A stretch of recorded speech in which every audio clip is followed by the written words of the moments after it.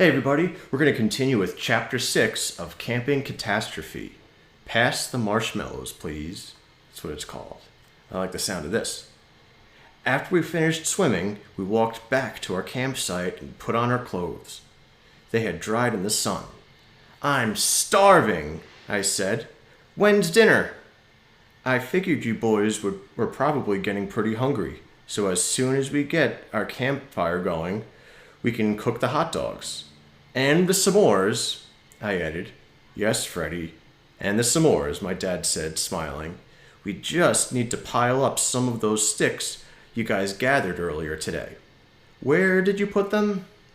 I looked at Robbie, and Robbie looked at me. "Yeah, well, about those sticks."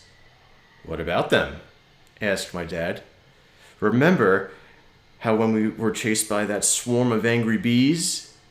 "Yes. Well, I think we left the sticks on the ground next to that tree when we ran for our lives." "We could go back and look for them, Mr. Thresher," said Robbie. "That's a great idea.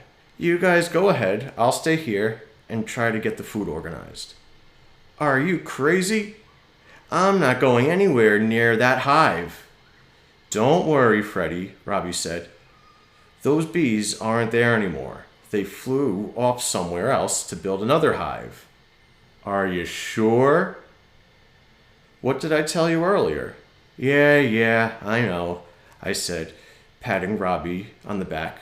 "When it comes to animals, you're the boss. All right, let's go." We started to walk off. "We'll be back in a few minutes, Dad," I called. It didn't take us long to reach the big tree.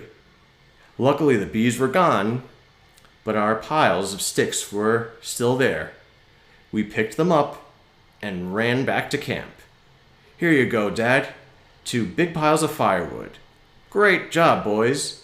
Now, let's get this fire started. What do you say?" In no time at all, we had a roaring campfire. "I'm impressed, Mr. Thresher," Robbie said. "This is a great fire you've got here." "Thanks, Robbie," said my dad. "Your grandpa taught you how to fish, and my grandpa taught me how to build a great fire. He had a house way out in the country, and he had a wood-burning stove to heat his house. Whenever we went to visit, we had to build a fire just to keep warm." Wow. A growling noise interrupted his story. "Shh! Did you hear that?" Robbie asked. "What was it?" I burst out laughing. "Ha ha! Oh, that was just my stomach growling." I think my stomach's growling too. I think it's saying, "Time to eat."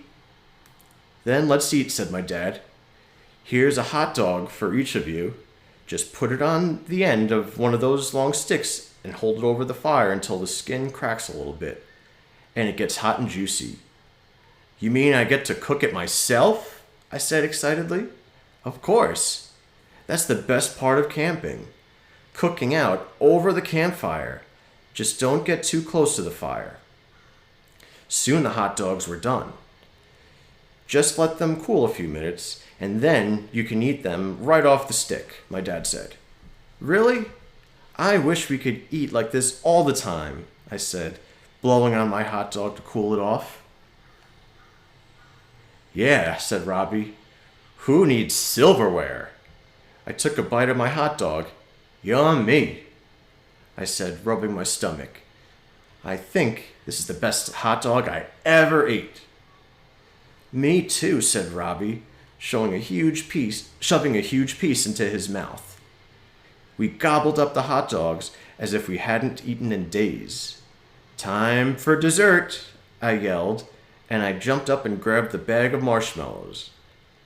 I could already taste the hot, gooey marshmallow melting in my mouth.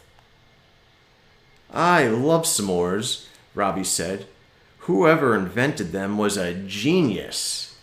I agree. "You could say that again," I said. I stacked 3 marshmallows on the end of my stick. "Hey, Freddie, stop being a marshmallow hog and pass them over here," Robbie said, laughing. I toasted my marshmallows until they were golden brown. Then I gently slid them off onto a graham cracker, set a piece of chocolate on the top, and finished it off with another graham cracker. "Look at that," I said, smacking my lips. Now that is a perfect s'more." "Are you just going to keep on talking about it, or are you actually going to eat it?" my dad asked. "Oh, I'm just getting started, Dad. I'm going to eat this one, and then another, and then another one, and then another one." Ooh, what do you think would happen if you eat that many s'mores? Oh, I wonder what's going to happen next. "Okay, I get the point," he said, chuckling. "We ate s'mores until we couldn't fit another bite into our stomach. Oh, sorry. We ate s'mores until we couldn't fit another bite into our stomachs. I think I'm going to be sick," I said, smiling. "Oh, was that what you thought was going to happen?" I was afraid of that. "Well, don't get sick on me," Robbie said.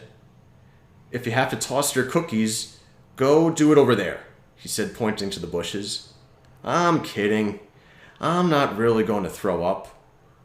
"Thank goodness," said my dad, "because I'll be in a lot of trouble with your mom if I bring you back sick."